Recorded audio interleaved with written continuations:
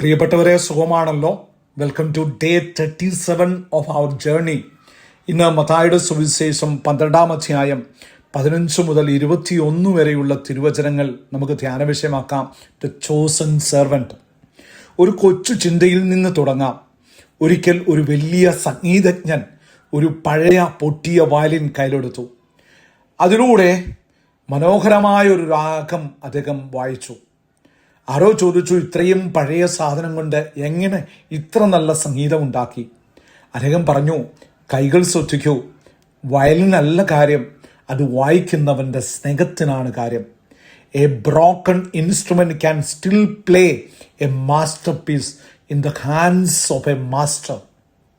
നമ്മളും പലപ്പോഴും തകർന്നവരായിരിക്കാം, പക്ഷേ ദൈവത്തിൻ്റെ കൈകളിൽ നാം ബലപ്പെട്ടവരാണ്. ഈ വചനത്തിൽ നിന്ന് നമുക്ക് ഇന്നൊരു പ്രധാന കാര്യം പഠിക്കാം. തളർന്നവനെ തള്ളിക്കളയാത്ത ദൈവം, the God of gentle strength. Mathai ശ്ലീഹ യേശുവിനെ കുറിച്ച് പറയുന്നത് വലിയൊരു കാര്യമാണ്. ചതഞ്ഞ ഞാങ്ങണ അവൻ ഒടിക്കുകയില്ല, പുകഞ്ഞ തിരി അവൻ കെടുത്തുകയില്ല. ലോകം നമ്മെ ഉപയോഗശൂന്യം എന്ന് കരുതി തള്ളിക്കളയുമ്പം യേശു നമ്മെ താങ്ങിപ്പിടിക്കുന്നു. അവിടുന്ന് ബഹളമുണ്ടാക്കി ബഹളം വെക്കുന്ന രാജാവല്ല, മറിച്ച് നിശബ്ദമായി നമ്മുടെ മുറിവുകൾ ഉണക്കുന്ന ദാസനാണ്. നമ്മുടെ ജീവിതത്തിൽ എപ്പോഴെങ്കിലും ഇനി ഒന്നിനും കഴിയില്ല, ഞാൻ തീർന്നു എന്ന് തോന്നിയിട്ടുണ്ടോ? നിങ്ങളുടെ വിശ്വാസം ഒരു പുകയുന്ന തിരി പോലെയാണോ? പേടിക്കേണ്ട, യേശു അത് ഊതിക്കെടുത്താൻ വന്നവനല്ല, മറിച്ച് അതിനെ വീണ്ടും ജലിപ്പിക്കാൻ വന്നവനാണ്. ഇന്ന് നമ്മളും മറ്റുള്ളവരോട് അല്പം കരുണ കാണിക്കാം.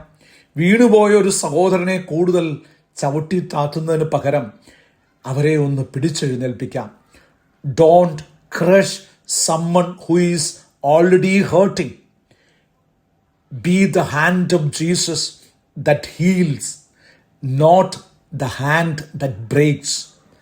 നാം തകർന്നവരാണെങ്കിലും ദൈവത്തിന് നാം പ്രിയപ്പെട്ടവരാണ്. God does not discard broken things. He mends them with love.